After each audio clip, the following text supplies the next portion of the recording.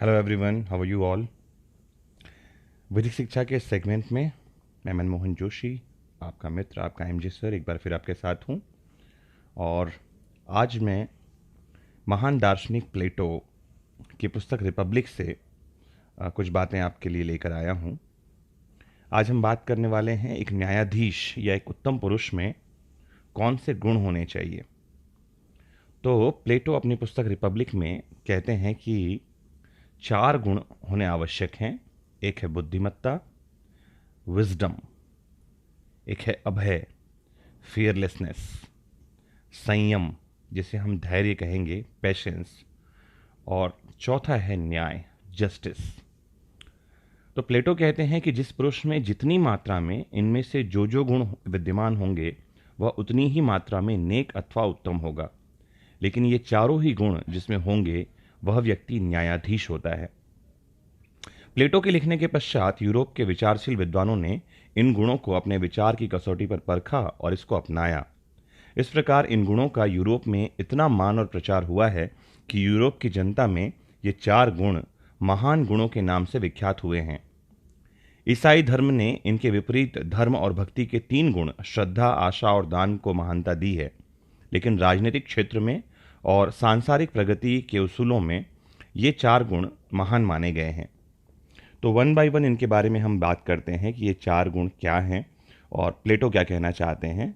मैंने बताया बुद्धिमत्ता, अभय, धैर्य और न्याय, ये 4 गुण जिसमें जितनी मात्रा में होंगे तो वह उतनी मात्रा में उत्तम और गुणवान व्यक्ति होगा। लेकिन जिसमें ये चारों होंगे वही न्यायाधीश होने के लायक है। तो सबसे पहले बात करते हैं बुद्धिमत्ता की। तो प्लेटो ने अपनी कृति में अन्य गुणों की अपेक्षा सबसे पहले इसी का विवेचन किया है। इससे प्रकट ये होता है कि वह अपने विचार में इस गुण को सबसे विशिष्ट समझते होंगे। मेरे देखे संसार में जिस मनुष्य ने भी महानता प्राप्त की है उसमें अन्य किसी भी विशेषता के साथ यह गुण प्रचुर मात्रा में होता है। प्लेटो के अनुसार शासकों में यह गुण प्रचुरता में विद्यमान होना चाहिए और नहीं है तो उन्हें इस गुण को प्राप्त करना चाहिए। प्रश्न यह है कि बुद्धिमत्ता क्या है या यह कैसे प्राप्त की जा सकती है। मनुष्य में अन्य प्राणियों की अपेक्षा यह विशेषता होती है कि उनमें ईश्वर प्रदत्त बुद्धि शक्ति है। इसी बुद्धि के विकास तथा प्रौढ़ता को बुद्धिमत्ता कहते हैं। इस विकास और प्रौढ़ता को प्राप्त होने पर मनुष्य में अपनी आर्थिक, राजनैतिक, सामाजिक समस्याओं को समझने और उनका समाधान करने की शक्ति आती है।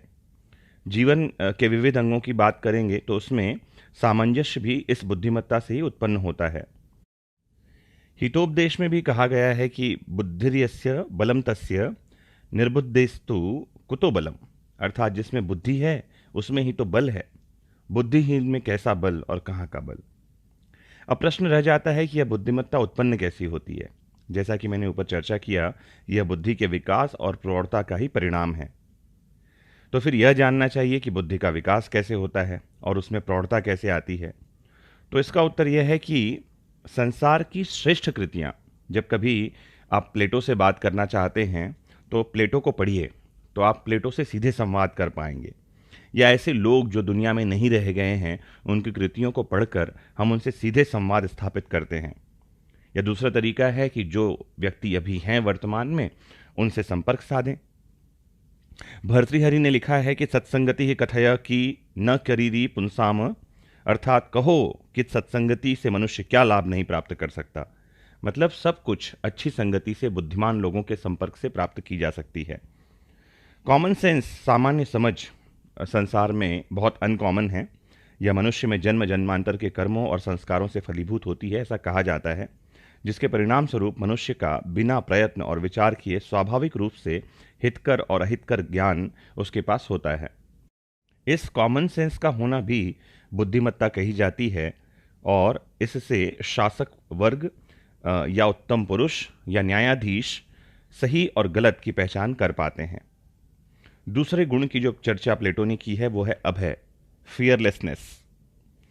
यह जो गुण है इसके बारे में प्लेटो कहते हैं कि शिक्षा, जिसमें कि काव्य, मीमांसा, ज्योतिष, तर्कशास्त्र, व्यायाम आदि आते हैं, के द्वारा सिपाहियों तथा नागरिकों के मन में यथार्थ और मिथ्या भय के साधनों के विषय में ऐसा दृष्टिकोण उत्पन्न कर देना चाहिए जो कि सुख, भय, इच्छा से विनिष्ट न हो सके।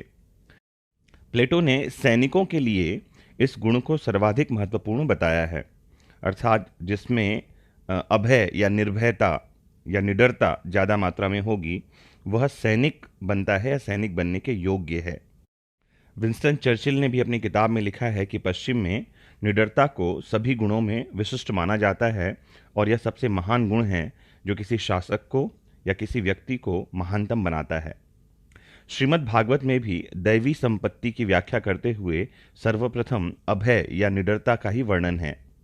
अभय के बिना शासक राजनीतिक धर्म और कर्म में, सिपाही युद्ध में अग्रसर नहीं हो सकता और न ही नागरिक अपने नागरिकता संबंधी कर्तव्यों का यथेष्ट पालन कर सकते हैं। फिर न्यायाधीश न्याय भी नहीं कर पाएंगे यदि उनमें निडरता न हो। मैकियावली ने लिखा है कि किसी भी पुरुष को अभिभूत कर उससे अपना स्वार्थ सिद्ध करने का सर्वोत्तम उपाय है उसे भयभीत कर देना, और बहुत सारे लोग दूसरों को भयभीत करके ही अपना स्वार्थ सिद्ध कर पाते हैं।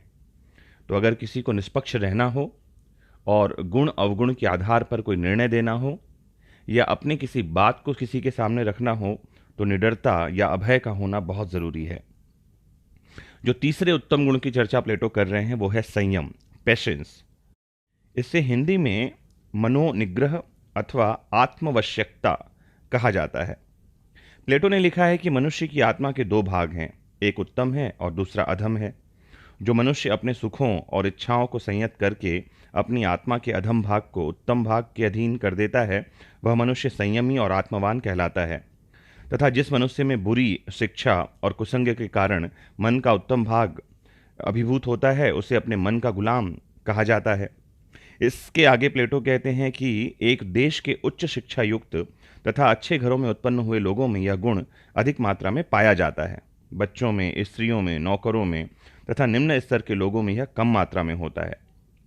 संयत पुरुष या पेशेंस जिनके पास होता है उनकी इच्छाएं सरल होती हैं और थोड़ी होती हैं।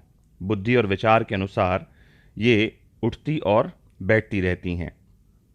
इसके विपरीत जो असंयत पुरुष होते हैं, इम्पेशेंट जिसे हम कहेंगे, उनमें बहुत सारे उलझे हुए सुख और दुख की इच्छाएं होती हैं और संयम का गुण देश की समस्त जनता अर्थात शासक वर्ग, नागरिक और सिपाही सभी के लिए सामान्य रूप से आवश्यक है।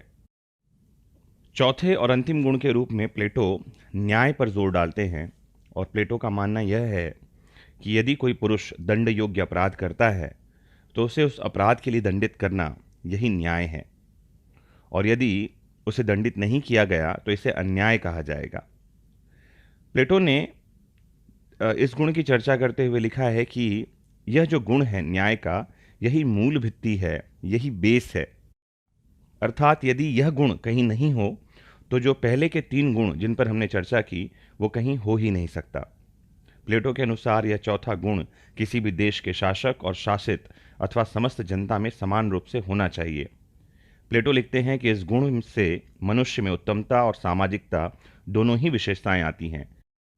यदि मनुष्य अपने समाज में दूसरे मनुष्यों के साथ न्यायानुकूल संयम व्यवहार नहीं करेगा और अपनी शक्ति के अनुसार अपने स्वार्थानुकूल सब कर्मों का संपादन लाभ प्राप्त करने में करता जाएगा तो कोई भी समाज स्थिर नहीं हो सकता। न्याय एक ऐसा गुण है जो समाज में स्थिर रूप से होना चाहिए। तो ये चार गुण हैं जिसके बारे में प्लेटो चर्चा कर रहे हैं अपनी पुस्तक रिपब्लिक में, और वो कहते हैं कि मनुष्य में ये चार गुण होना ही चाहिए। जिसमें जो गुण ज़्यादा मात्रा में होगा वो उस स्तर पर बुद्धिमान होगा या वो उस कार्य को करने लायक होगा जिससे संबंधित गुण उसके पास में है। किंतु प्लेटो इस बात पर बार बार जोर दे रहे हैं कि न्यायाधीश में इन चारों गुणों का एक साथ होना आवश्यक है। तो आज हमने समझा कि व्यक्तित्व के विशेष गुण क्या हैं और कौन से वो गुण हैं जो न्यायाधीश में होना चाहिए, एसेंशियल क्वालिटीज़ ऑफ अ जज और अ मजिस्ट्रेट। तो आज के लिए इतना ही, फिर मिलते हैं वैदिक शिक्षा के लेक्चर सीरीज़ में इसी चैनल पर किसी और इंटरेस्टिंग टॉपिक के साथ जल्द ही। आज के लिए इतना ही, bye bye, take care, have a nice time.